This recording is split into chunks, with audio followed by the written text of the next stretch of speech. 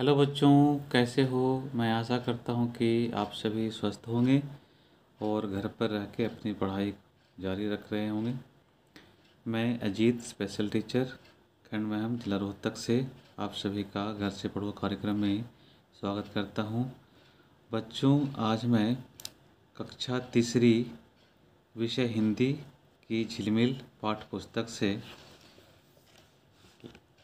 पाठ 2 साझे की खेती करवाऊँगा। तो बच्चों, आप जानते हो कि साझा का मतलब क्या होता है। साझा का मतलब होता है मिलजुल कर के काम करना। जैसे आप देखे होंगे कि कोई दो जने मिल कर के कोई काम को करते हैं, चाहे दुकान करते हैं या कोई और व्यापार करते हों, तो उसे हम साझा कहते हैं। तो यहाँ पे भी साझे की खेती के बारे में पढ़ना है। तो देखो बच्चों, आप ध्यान से, मैं पाठ को अब करवा रहा हूँ। एक चिड़िया थी, मेहनती और भोली भाली। उसने इधर उधर से तिनके इकट्ठे करके पेड़ पर अपना घोंसला बनाया। चिड़िया ने कपड़े की कतरने, धागे और सुतलियाँ जमा करके घोंसले में बिछा दी। अब वह घोंसले में आराम से रात बिताती। दिन में दाना चुग्गा खाकर इधर उधर फुदकती। तो बच्चों, आपने चिड़िया को अवश्य देखी होगी। चिड़िया दिन में आपके घरों में भी आती होगी दाना चुगने के लिए, और रात में क्या कहाँ रहती है, तो घोंसले में रहती है। तो इसी तरीके से इस पाठ में चिड़िया और कौवे की कहानी है। ठीक है। तो यहाँ पे चिड़िया घोंसला बनाती है और दिन में दाना चुग कर के रात में अपने घोंसले में रात बिताती है। ठीक है। इस प्रकार वह सुखपूर्वक दिन बिताने लगी। एक दिन एक कौवा उसी पेड़ पर आ बैठा। वह बहुत ही चालाक था।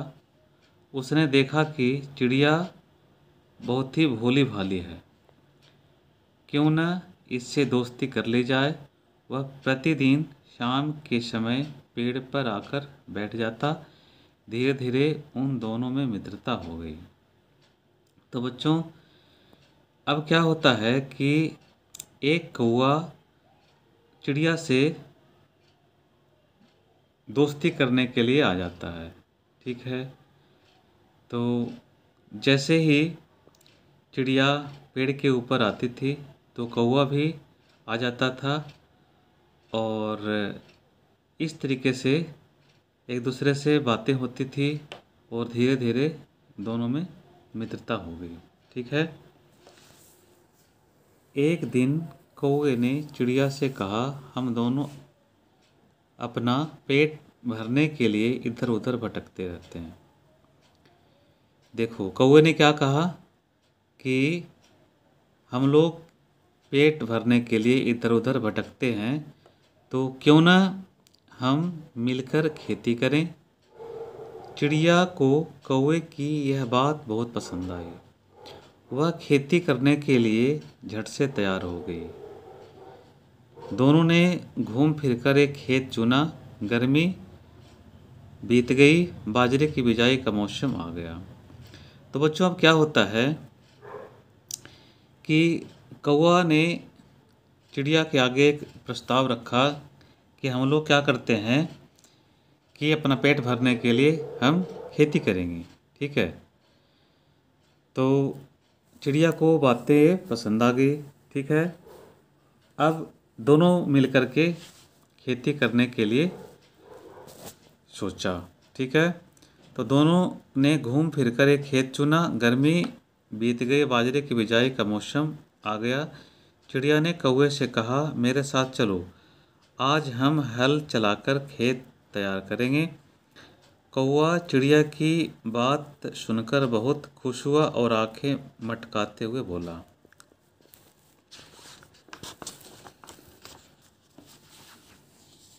तू चल मैं आता हूँ, ठंडा पानी पीता हूँ, मक्खन रोटी खाता हूँ, तेरे लिए भी लाता हूँ।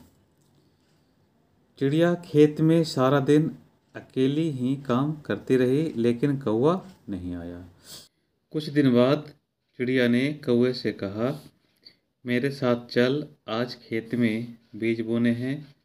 कौवे ने इस बार भी पहले वाले अंदाज में कहा, तू चल मैं आता हूँ, ठंडा पानी पीता हूँ, मक्खन रोटी खाता हूँ, तेरे लिए भी लाता हूँ।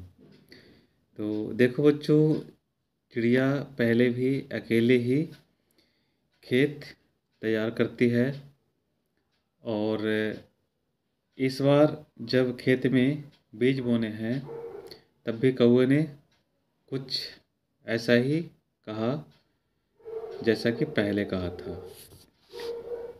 चिड़िया फिर खेत में अकेली ही पूरा दिन बीज बोती रही, लेकिन कौवा नहीं आया। उसने कौवे से पूछा तो कौवे ने बहाना बनाकर उसे टाल दिया। धीरे धीरे खेत में बाजरे के सिरटे निकल आए और फसल पककर तैयार हो गई। तो बच्चों, चिड़िया अकेले ही देखो खेत तैयार करती है, बीज बोती है, और अब बाजरे की फसल तैयार हो गई। बाजरे में सिरटे निकल आए। सिरटे का मतलब क्या हुआ कि बाजरे के ऊपर जो फूल लगता है, इसमें दानेदार जो हिस्सा निकलता है उसी को सिरटा कहते हैं। तो फसल पककर तैयार हो गई।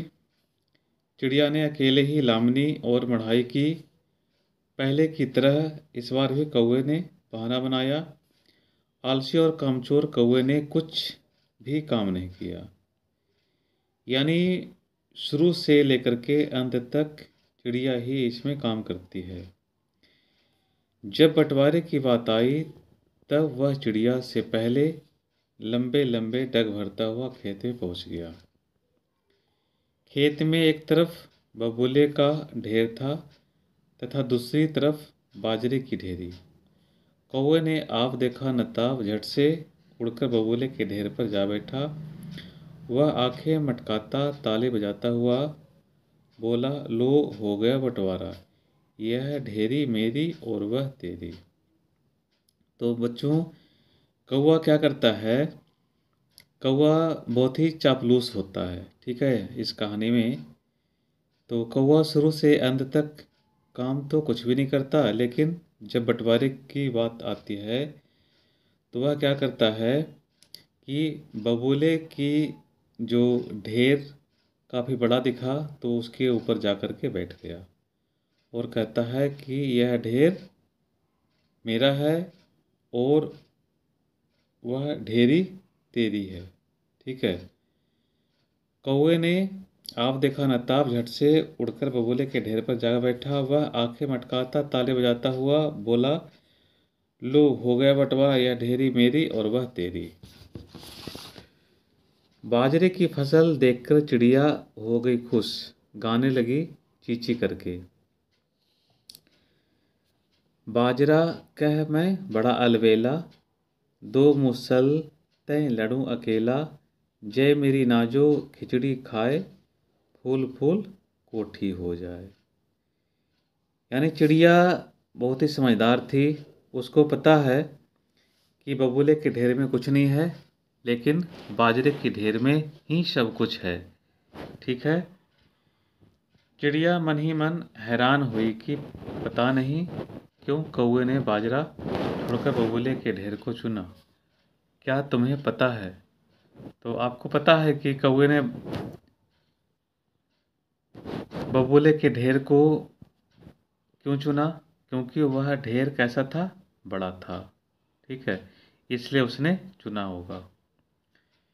चिड़िया ले गई सारा बाजरा ढो ढो कर अपने घर। सांझ हुई तो चूल्हा फूका और बनाई राबड़ी।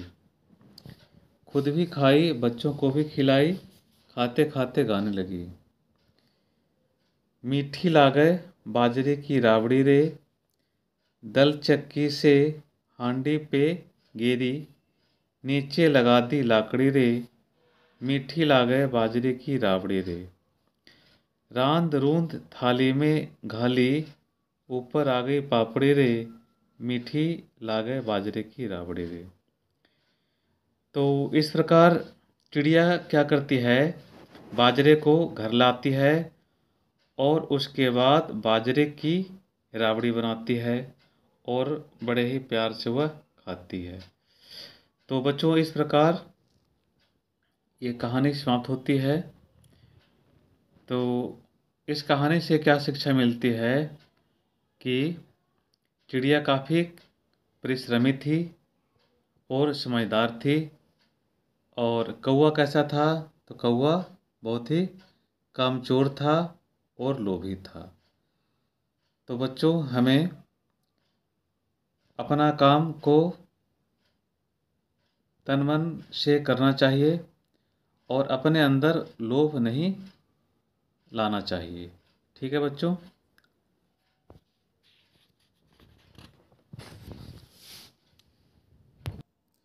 तो बच्चों साझे की खेती कहानी आपको पसंद आई होगी। इसके शब्दार्थ व प्रश्नोत्तर दूसरी वीडियो के माध्यम से कराऊंगा। Thank you.